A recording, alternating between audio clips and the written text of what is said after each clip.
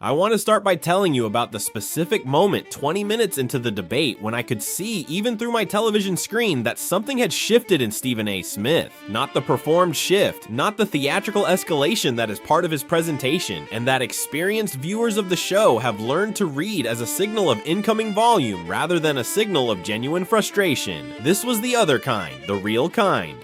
The kind where his voice does not go up but actually comes down, where his pace slows rather than accelerates, where the energy behind his eyes changes from the energy of a man performing conviction to the energy of a man who has decided that the conversation he is currently in is not going to produce what he needs, and that he is going to have to go outside the conversation to get it. I watched that shift happen in real time.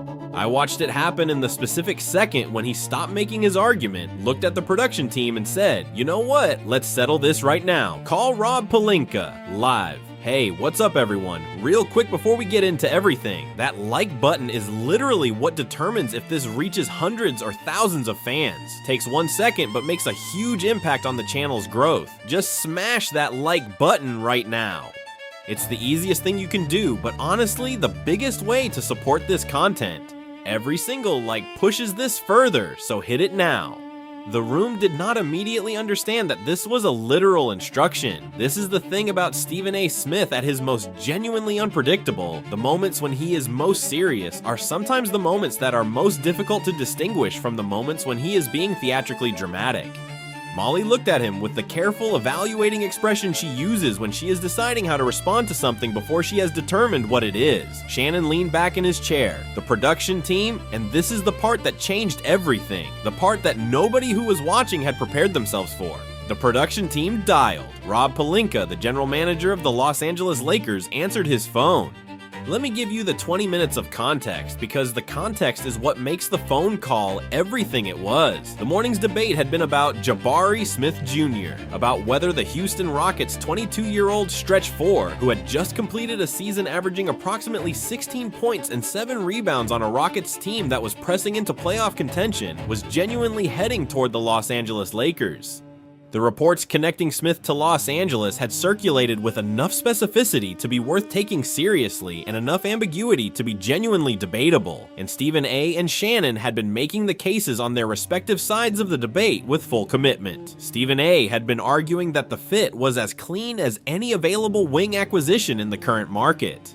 He talked specifically about what the Lakers needed, not just the general category of wing help, but the specific technical profile of a four who could shoot threes at volume and percentage, who could switch defensively across multiple positions without breaking the defensive scheme, and who could do all of this without requiring the ball to be useful. He said the Lakers' best teams had always been built around the principle that LeBron or the primary ball handler creates advantages, and the players around them convert those advantages into points without needing additional creation. He said Jabari Smith was the specific player who executed that role most efficiently among the available options, a legitimate three-point threat who posted numbers in the high 30s on genuine volume rather than corner-only spot-up attempts, paired with the defensive intelligence and physical profile to guard 4 different positions in the same series. He said Houston had been underutilizing him in the sense that the Rockets' system was asking him to do too many things that were not his best things rather than optimizing for the things he did better than almost anyone at his position. Shannon's counter had been built around value and cost. He said Jabari was on a contract worth approximately $122 million over 5 years, that the extension he had signed represented a real financial commitment, and that acquiring a player on a contract of that scale required the Lakers to give up the kind of assets they did not have in abundance. He said the Rockets were not going to move a young, developing player with a locked-in contract for anything below full market value, and that full market value for Smith was going to involve picks and players that the Lakers genuinely could not afford to sacrifice given the other roster needs they were trying to address. He said the reports had the quality of exploration rather than negotiation, and that exploration and done deal were categorically different things regardless of how the reporting was framing it. Stephen A. said exploration at this level meant something more than Shannon was crediting. Shannon said it could also mean less than Stephen A. was claiming. They went around the same factual gap for 20 minutes, and then Stephen A.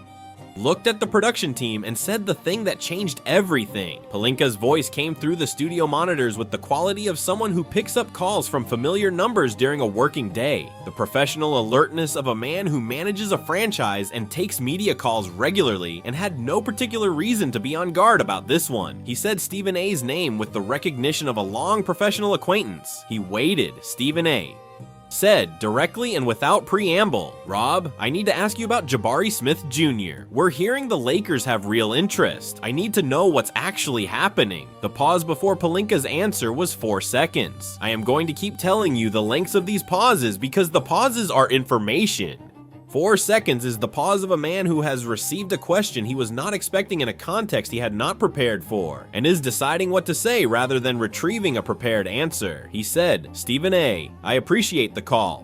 You know I can't get into specific player discussions," and then critically he did not stop there. "But I'll tell you, we are absolutely committed to putting together the best possible roster for this organization, and we leave no stone unturned in that pursuit." Shannon said, "That's a yes." He said it with the immediacy of a man who has heard the specific language he was waiting for and recognized it instantly. Pelinka said, "Shannon, that's..." and then the catch.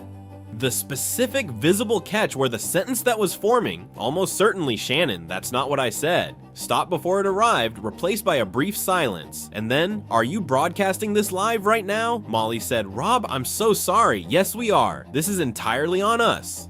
There was a pause from the other end of the line, shorter than the previous pauses, the pause of a man who has understood the situation and made a quick decision about how to handle it. And then the line went dead. The production team ended the broadcast of the call, and the studio became the specific kind of beautifully chaotic live television that only happens when something completely unplanned has just produced a moment that nobody in the room was prepared for.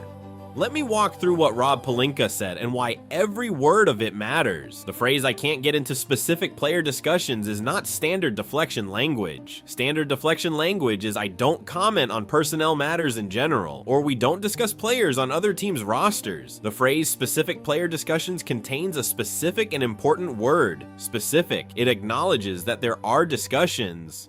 You cannot have discussions that are specific unless they are actually occurring. General managers do not describe the absence of discussions using the word specific. They describe the absence of discussions by saying there are no discussions to comment on. Pelinka did not say that. He said he could not get into the specific player discussions. He was acknowledging their existence while declining to characterize their content. That is not nothing.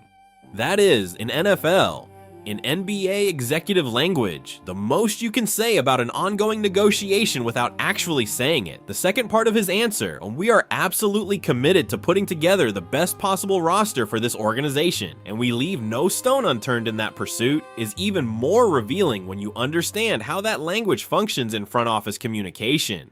General managers use "we leave no stone unturned" in specific situations. When they are being asked about a player, they are genuinely pursuing and cannot directly confirm the pursuit. If the player being asked about was genuinely irrelevant to the organization's plans, the answer would have been something about focus, something about the draft, something about the current roster. No stone unturned is the language of active pursuit. It is the language of a front office that has identified a target and is working to acquire it. Shannon heard this. Everyone listening heard this. Pelinka, who had apparently been operating at the level of candor appropriate for a private media relationship rather than a live broadcast, had used the accurate words for the situation he was actually in. And the situation he was actually in involved ongoing discussions about Jabari Smith Jr.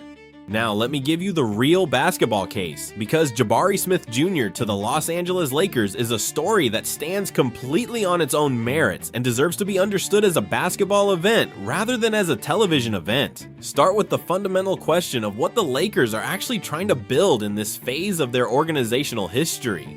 The franchise is transitioning away from a team defined entirely by the era of LeBron James and towards something new, something that can sustain competitiveness across a longer horizon. But the transitional nature of the moment does not mean the Lakers have abandoned the pursuit of winning right now.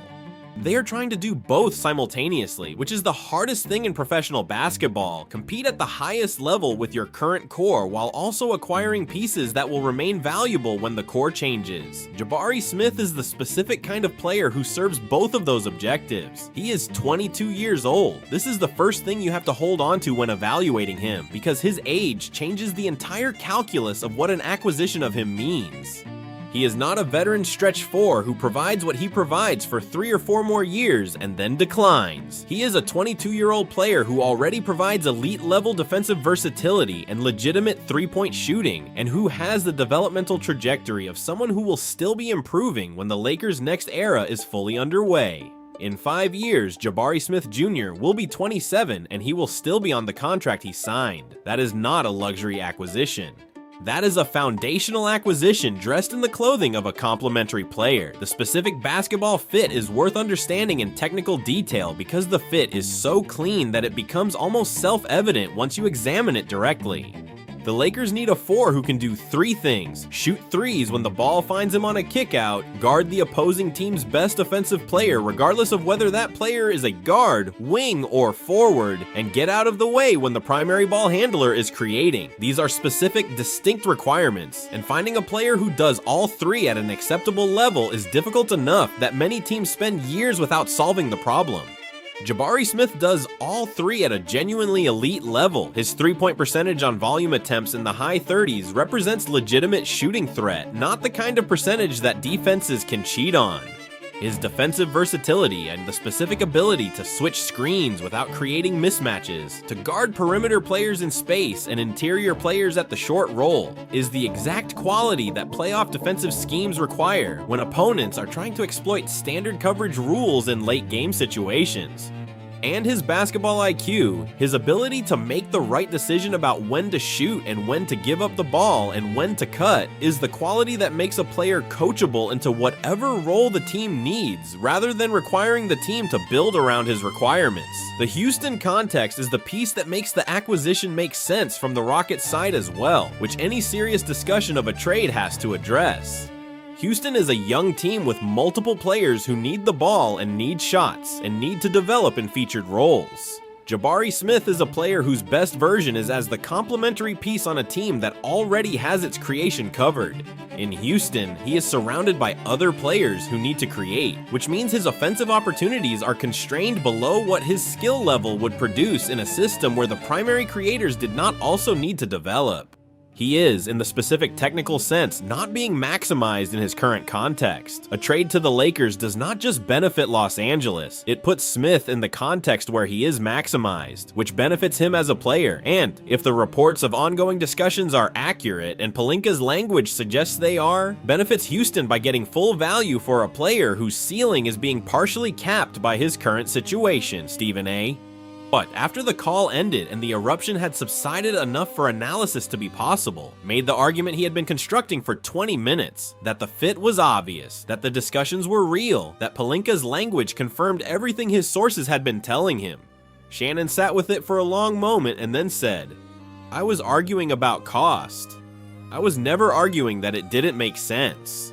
He said it with the precision of someone making sure their actual position was understood, and Stephen A said the cost is worth it for a 22-year-old who fits perfectly. Molly said she was going to call Rob Pelinka after the show and apologize personally. She meant it because she always means it. And the studio went to commercial with the specific energy of a place where something genuinely extraordinary had just happened, and everyone present knew it simultaneously.